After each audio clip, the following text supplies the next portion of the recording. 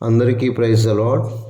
ప్రభువైన యేసుక్రీస్తు నామములో మీ అందరికీ శుభములు తెలియజేస్తూ ఉన్నాను. ప్రియమైన వాళ్ళరా, అందరూ బాగున్నారా? రండి, ఈ సమయంలో యెహోషువ గ్రంథము 1వ అధ్యాయము 5వ వచనం దేవుని వాక్యాన్ని చదువుకుంటూ వస్తాం. యెహోషువ గ్రంథం 1వ అధ్యాయం 5వ వచనం. నేను మోషేకు తోడై ఉండినట్లు నీకును తోడై ఉందును.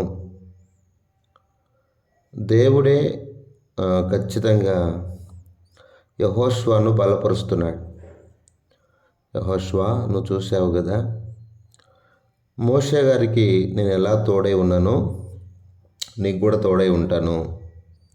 ప్రియమైన దేవుని బిడ్డలారా, దేవుడు తోడై ఉండడం ద్వారా మోషే జీవితం ఎంత కాపాడబడుతూ వచ్చిందో, ఎంత మంచి నాయకుడిగా ఉంటూ వచ్చాడో, ఎన్ని యుద్ధాలు చేయగలుగుతూ వచ్చాడో, ఎంత చక్కగా ముందుకు వెళ్ళాడో మనకు తెలుసు. అందుకే మోషే గారు, నీ సన్నిధి రాని యెడల నేను ముందుకు వెళ్ళను అన్నాడు.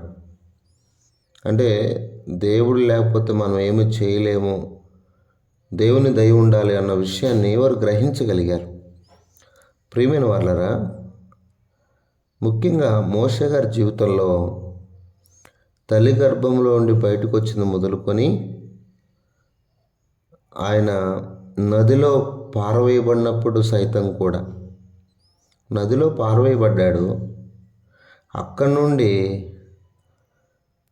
నుండి ఫరో ఇంటిలోనికి, అంటే ఫరో ఇంటిలో వెళ్ళి అక్కడ పడుట విషయంలో కూడా అంత మాత్రమే కాదు, అక్కడ నుండి మరలా అరణ్యంలో గొర్రెలు కాస్తూ వచ్చాడు. మరి అక్కడ నుండి ఆ పరిస్థితులన్నిటిలో మోషే గారికి దేవుడు తోడై ఉన్నాడు. మోషే గారిని దేవుడు ఆదరిస్తూ వచ్చాడు. మరి అక్కడి నుండి తన వివాహ విషయంలో సహాయపడ్డాడు. మరి దాని తర్వాత సేవ కొరకు కూడా, సేవలో దేవుని తోడు ఎంత అద్భుతం అంటే దేవుడే స్వయంగా పిలిచాడు. మోషే, రా, నా సేవ చేయాలి, నా ప్రజలను విడిపించాలి. 3వ అధ్యాయం 10వ వచనం. కాగా రమ్ము, నేను ఫరో యొద్దకు పంపేదను, ఇశ్రాయేలు నా ప్రజలను నీవు ఐగుప్తులను తోడుకొని పోవలెను. రా అని దేవుడే స్వయంగా పిలిచాడు. పిలిచిన దేవుడు 4వ అధ్యాయము 12వ వచనం. కాబట్టి వెళ్ళుము, నేను నీ నోటికి తోడే ఉండి నువ్వేం పలకవలసింది నీకు బోధించదనని అతనితో చెప్పాడు. కాబట్టి నేను నీకు తోడే ఉంటాను, నీ నోటికి తోడే ఉంటాను, మీకు నేను ఖచ్చితంగా తోడే ఉంటానని చెప్పి వాగ్దానం ఇచ్చి దేవుడు ముందుకు తీసుకెళ్ళాడు. ప్రియమైన దేవుని బిడ్డలారా, నిజంగా దేవుని సేవలు, దేవుని పరిచర్యలు, దేవుడు మనకు అప్పగిస్తున్న వాటి విషయంలో దేవుడు మనల్ని విడిచిపెట్టేవాడు కాదు. ఆయన మనకు తోడే ఉన్నాడు. ఎవరి విషయంలో కృంగిపోవద్దు. ఒకవేళ కొన్ని పరిస్థితులు వస్తూ ఉంటాయి, అది సంఘంలో కావచ్చు, బయట కావచ్చు, సువార్త ప్రకటిస్తున్నప్పుడు కావచ్చు, ఎన్నో పరిస్థితులు మన జీవితాల్లో కొన్ని ఇబ్బందులు వస్తూ ఉంటాయి. అయినా పర్లేదు, దేవుడు మనకు తోడే ఉంటాడు. దేవుడు మనల్ని విడిపించడానికి సమర్థుడు. ఎన్ని పరిస్థితులు సరే, సేవకు దేవుడు పిలిచాడు అనగా అనేకుల్ని విడిపించడానికి, ఐగుప్తు యొక్క బానిసత్వం నుండి విడిపించడానికి పిలిచాడు. సరే, ఆ ఐగుప్తుల నుండి బయటకు తీసుకురావడానికి ఎంత శ్రమ పడ్డాడు. బయటకు తీసుకొచ్చిన తర్వాత వారిని ఆ పాలు తేలును ప్రవహించే దేశమైన కానాను చేర్చడానికి ఇంకెంత ప్రయాసపడ్డాడో మీకు తెలుసు. ఎన్నో సందర్భాల్లో ఒకవేళ దేవుడు మోషేకు తోడే ఉండకపోతే ప్రజలు వారిని ఎప్పుడో చంపేసేవారే. అంటే ప్రజల యొక్క నైజం అలాంటిది. ఏది తక్కువైనా వెంటనే మోషే మీదకి వెళ్ళిపోయేవారు. మోషే ఆహారంలోకి ఎక్కువగా వ్యతిరేకంగా సనుగుతూ వచ్చారు. మాంసం కోసం, భౌతికమైన అక్కర్లు తీర్చబట్టు కొరకు ఎంతగా సనిగారో, ఎంతగా ఇబ్బంది పెట్టారో, ఎంతగా దుఃఖపెట్టారో ఆ దైవజనుని. దేవుని బిడ్డలారా, ఈరోజు కూడా కుటుంబాల్లో కూడా భర్తలు, భార్యలు ఎంతగా సనుగుతారో, ఎంతగా ఇబ్బంది పెడతారో అలా ఎప్పుడు ఉండకూడదమ్మా. తమ్ముడు చెల్లి, ఎవరు కూడా సనగడానికి కొనగడానికి ఇతరులను బాధ పెట్టడానికి మనం భూమి మీద లేము. సాధ్యమైనంత వరకు దేవుడిచ్చిన వాటితో తృప్తిగా ఈ భూమి మీద జీవించడం తప్ప వేరే ఆప్షన్ లేదు మనకి. కాబట్టి మోషే గారి మీద కొంతమంది తిరగబడ్డారు. సంఖ్యాకాండం 16లో అభిరాము, దాతాను, కోరాహు కుటుంబాలు వ్యతిరేకంగా తిరగబడ్డారు. ఇశ్రాయేల్లో కూడా చాలామంది మోషే అహరోన్ల మీద తిరగబడ్డారు. చంపేస్తాం అన్నట్టుగా వారి మీద తిరగబడిన సందర్భాలు లేకపోలేదు, ఉన్నాయి. నా ప్రియమైన దేవుని బిడ్డలారా, చాలా జాగ్రత్తగా సేవా జీవితంలో ఎంతగా ప్రియమైన వాళ్ళారా దేవుని మీద వారు ఆధారపడుతూ వచ్చారు. 16వ అధ్యాయంలో తిరగబడిన వారు ఏమయ్యారో చూసి కూడా మరలా 20వ అధ్యాయంలో ఈ కాని చోటుకు మమ్మల్ని తెచ్చుటకు ఐగుప్తుని మమ్మల్ని ఎలా రప్పించితివి, ఈ స్థలంలో గింజలు లేవు, అంజురం లేవు, ద్రాక్షలు లేవు, దానిమ్మలు లేవు, త్రాగుటకు నీళ్ళే లేవనిది. అర్థమైందా? నా ప్రియమైన వాళ్ళారా, ఎన్నిసార్లు ఒకవైపు దేవుని మహిమను చూస్తూనే ఉన్నారు, ఒకవైపు మోషే పక్షాన దేవుడు ఉన్నాడని చూస్తూ వచ్చారు. దేవుడు వారికి తోడై ఉన్నాడని చూస్తూ వచ్చినప్పటికీ ఎంతగా వారు దైవజనులకు వ్యతిరేకంగా జీవించారు. నా ప్రియమైన వాళ్ళారా, మోషే గారికి దేవుడు తోడై ఉన్నాడు. దేవుడు తోడై ఉండి చక్కగా ఆయన్ను ఎంత బాగా నడిపించాడు. కాబట్టి అలాగే చెప్తున్నాడు ఇప్పుడు, నేను మోషేకి ఎలా అయితే తోడై ఉన్నానో చనిపోయేంత వరకు, పుట్టింది మొదలుకొని మోషే గారు చనిపోయేంత వరకు దేవుడు అతనికి తోడై ఉన్నాడు. కాబట్టి నీకు కూడా యెహోషువ నేను తోడై ఉంటాను.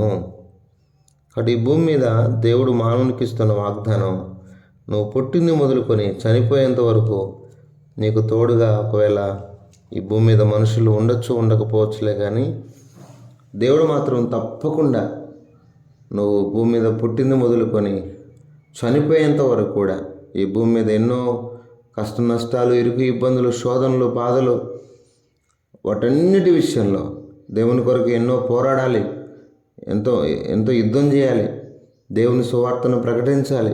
ఆ సువార్త వ్యర్థం కాకూడదు.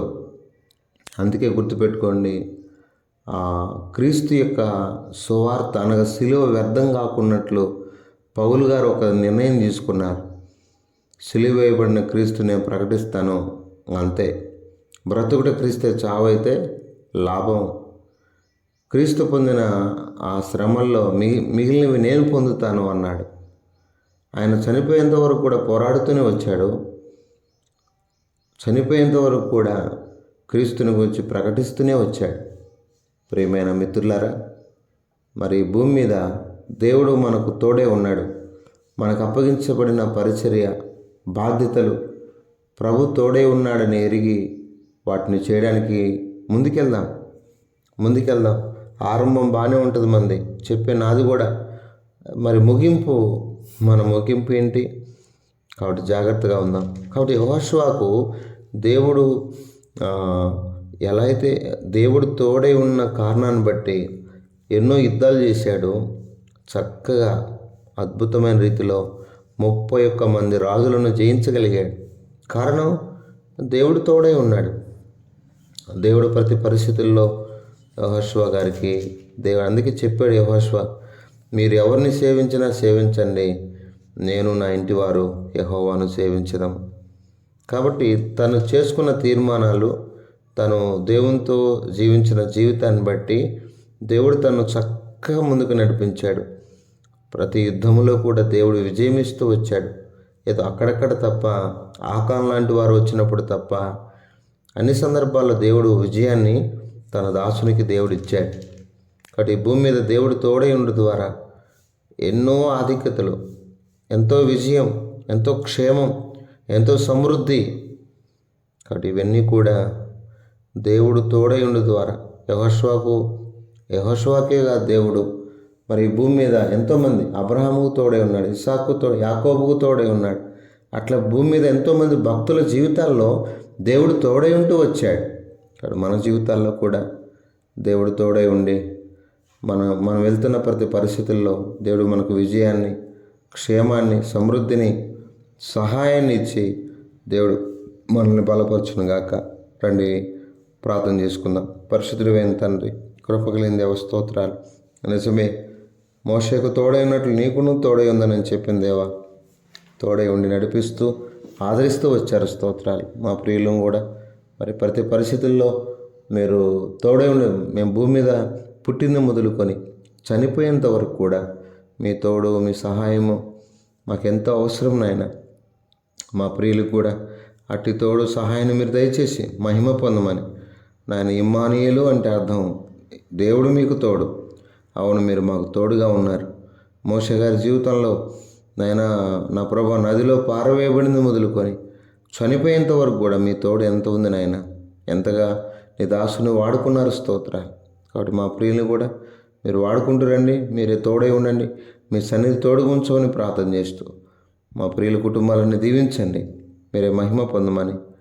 ఆయన కొంతమంది ప్రార్థన అవసరాలు కోరుతూ వస్తున్నారు. కొంతమంది హౌస్ విషయంలో కోరారు, కొంతమంది ఫైనాన్షియల్ ప్రాబ్లం విషయంలో కోరారు, కొంతమంది వివాహాల నిమిత్తం కోరారు, కొంతమంది ఉద్యోగాల నిమిత్తం కోరారు. నాయన, వారి ప్రతి ప్రార్థన మనవి ఆశీర్వాదకరంగా చేయమని ప్రార్థిస్తూ యేసు పరిశుద్ధ నామంలో ప్రార్థన చేసి అడిగి వేడుకుంటున్నాం తండ్రి. ఆమేన్.